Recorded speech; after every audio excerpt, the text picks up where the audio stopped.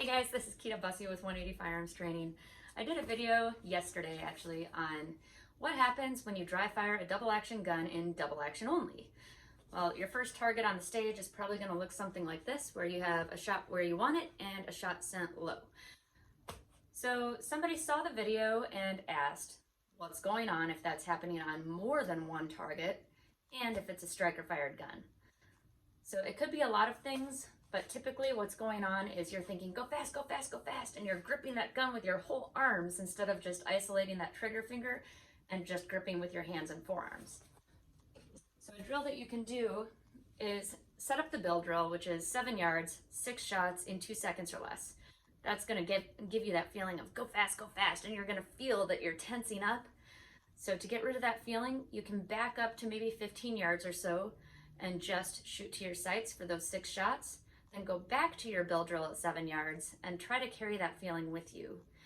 So when we aim, you take your first shot, the gun recoils up. Our eyes actually will move in a figure 8. And if you're a right-handed shooter, it's probably going to be diagonally to the right. So your sights are actually going to go up to the right like this and back down again. So what you're trying to do, if you shoot a lot, is bring that gun back down out of recoil sooner. And that's called a post-ignition push. You should have a post-ignition push if you shoot a lot. That means after the bullet has left the barrel, you're driving that gun back down for the next shot. And that's fine for close range targets, but on far range targets, you're not going to want to do that or you're going to send it way low. You just wait till the sights return and then shoot.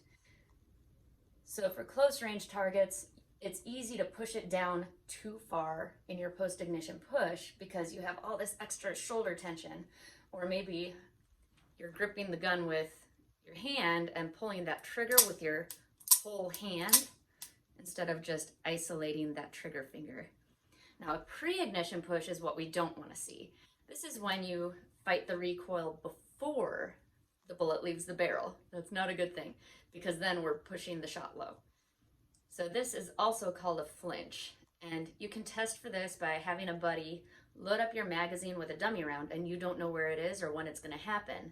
Then you're expecting the gun to go off and it doesn't, and you do this. That's pre-ignition. This is post-ignition. So one is after the trigger pull, the other is before or during. I hope that helps.